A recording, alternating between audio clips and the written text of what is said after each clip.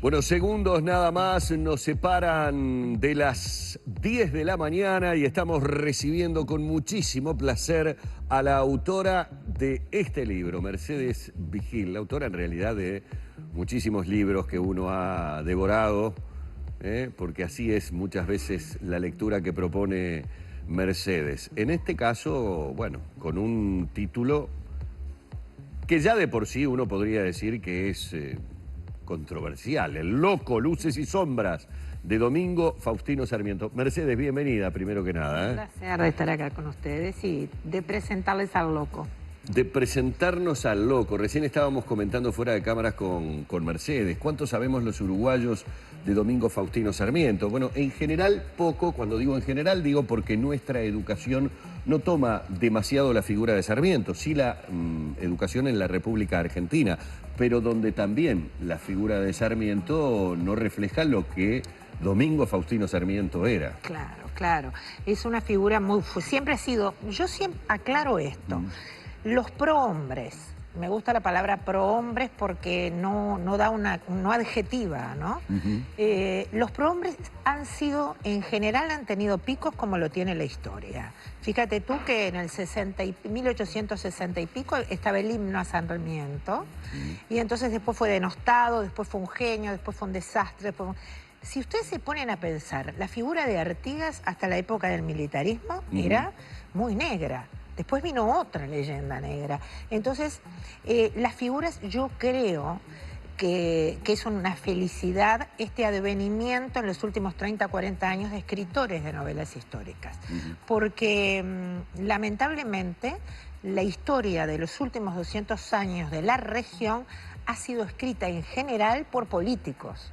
Entonces, en el Uruguay era clarísimo. Si escribía un blanco, demonizaba a los colorados y a la inversa. Entonces me parece que la mirada no objetiva, porque somos sujetos, no somos objetos, pero la mirada honesta y descarnada desde afuera, ni que hablar cuando es un personaje. En Argentina pasó lo mismo.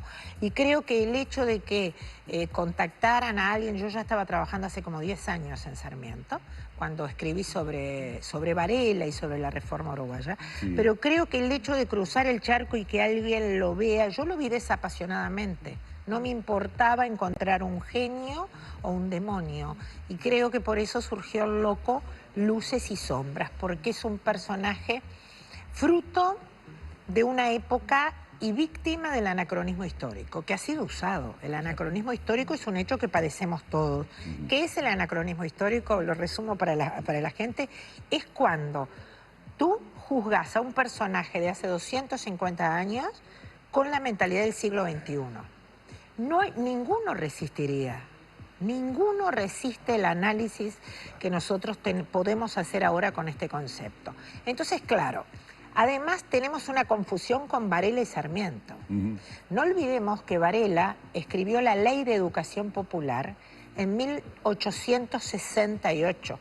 Los muchachos del Ateneo y los krausistas en el Uruguay fueron de los últimos 20 años del siglo XIX. Sarmiento nació en 1811 y decía las mismas cosas, pero las decía en 1830. Parece mentira, pero no es lo mismo 1830 que 1890. Claro. En la época en la que Sarmiento, ¿y por qué lo detestaban? Y era lógico que ahora tú lo denostes si padeces anacronismo histórico. Sarmiento decía cosas que estaban vigentes. En 1820, 1830, nosotros nos regíamos por las leyes españolas y por lo que quedaba, que era muy fuerte, de la Alta Edad Media, escrito por la Iglesia Católica, que defendía sus propios intereses. Entonces, cuando Sarmiento, la mente más brillante que dio Latinoamérica, sin lugar a dudas, y esto sin denostar a ninguno. La mente más brillante que dio Latinoamérica. Sí, sin lugar a dudas. Sin lugar a dudas. No, ¿perdón? Es toda una afirmación, digo, toda una definición. Es toda una afirmación que en el libro se sostiene. No olvidemos que Varela, cuando escribe en el 68, es porque lo fue a ver a Estados Unidos, se encontró con él y tomó apuntes de lo que Sarmiento decía. la reforma vareliana, la reforma de Chile la hizo Sarmiento antes que la de Argentina, porque estuvo exilado. Sarmiento conoció antes Santiago, Valparaíso y Montevideo que Buenos Aires, porque estaba Rosas. Pero ¿qué pasa? Nos han quedado las frases terribles. Como era loco y era culto pero muy poco educado, él decía lo que pensaban todos los intelectuales de su época, que es otra época a la nuestra, a la de las reformas nuestras. En aquella época regía, por ejemplo, él decía que los negros había que matarlos, que había que matar a los indios, que los ciudadanos, los criollos americanos eran un desastre. Pero no olvidemos que en la época de Sarmiento todavía regía una bula papal que decía que los negros no tenían alma, que las mujeres no teníamos alma y que los indios tenían media alma y podían salvarla siempre y cuando abrazaran el cristianismo. Entonces, de esa sociedad es hijo todos los dichos grotescos de Sarmiento, que no Echeverría, por ejemplo, Mármol, los grandes intelectuales argentinos que fueron de esa época, 1830, 1840, pensaban lo mismo. Sucede que Sarmiento tenía un genio y una ausencia de educación, porque fue autodidacta, que podía escribirte un proyecto fantástico. No olvidemos que Sarmiento fue veníamos de una educación repetitiva y memorizada, que era la lancasteriana. Sarmiento fue el primero que introdujo en América del Sur la idea, que la trajo de Estados Unidos, de enseñar a aprender, algo que nos parece obvio y natural. En aquella época no era importante enseñar a aprender, había que repetir. Sí, sí. Pero claro, se daba media vuelta y decía uno de esos exabruptos que pensaban todos los intelectuales de su época. Y entonces yo, como escritora, fui la primera que empecé a estudiar este personaje con desagrado. Porque yo soy la primera, el escritor es la primera víctima del anacronismo histórico hasta que logra exorcizarlo. Y entonces después de exorcizarlo aparece el personaje que diríamos que marcó la educación de toda América durante mucho tiempo, que ahora se ha perdido. Y ahora necesitaríamos muchas de las pautas sarmentinas, sin lugar a dudas. Entre ellas el perfeccionamiento. Él sostenía que los profesores y maestros debían ser muy bien pagos y debían o viajar al extranjero a perfeccionarse o venir hacia acá maestras. Él trajo 200 maestras norteamericanas. ¿Por qué fue criticado? No olvidemos que cuando él escribía esto, estaba muy cerca la época del colonialismo. Entonces la aristocracia argentina dijo, volvemos al colonialismo. Ahora, en el siglo XXI, cualquiera de nosotros hacemos un gran esfuerzo de pronto para que alguno de nuestros chicos haga un máster en el extranjero, perfeccione el idioma. Por eso digo, Sarmiento fue hijo, sin lugar a dudas, fue un loco. Tenía dos sobrenombres, Sarmiento. Uno era Don Yo. Don Yo. Por su ego, porque tenía un ego impresionante. Y otro era Don Loco, porque decía lo que se le ocurría en cualquier lado. No olvidemos que era hijo de un arriero y de una tejedora.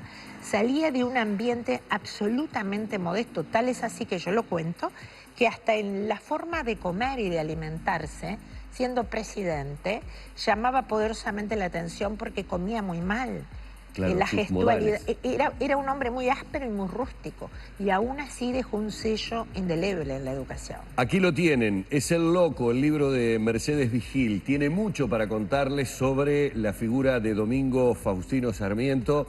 Lamentablemente se nos ha terminado el tiempo. Tendría tanta cosa para preguntarle sobre un personaje tan polémico desde qué es lo que ha significado también la edición de este libro en la República Argentina, lo que ha generado, pero habrá posibilidades de volver a tener a Mercedes seguramente para seguir charlando sobre el tema. Ha sido un placer tenerte nuevamente aquí en la mañana de Arriba Gente. Un placer de estar con ustedes y con toda la gente y un saludo grande para la gente que está sufriendo las inclemencias del tiempo y un consejo para las autoridades. Cuando alguien, un ciudadano común o no tan común como yo, critica los gastos hace años, muchos años excesivos de los gobiernos, es para que en estas oportunidades deberíamos tener 7, 8 ómnibus, no repletos de comida del pueblo, sino con obreros sentados, porque lo que se necesita no es que les lleguen materiales, es que también lleguen todos los obreros de la construcción para que en un mes levanten todas las casas que se han caído. Por eso decimos, la corrupción mata, impide comprar medicamentos e impide hacer las cosas que debemos hacer cuando debemos hacerlas. Gracias, Mercedes. Muy Gracias y amable. nos estamos viendo. Cerramos por aquí este encuentro que hemos tenido con Mercedes Vigil.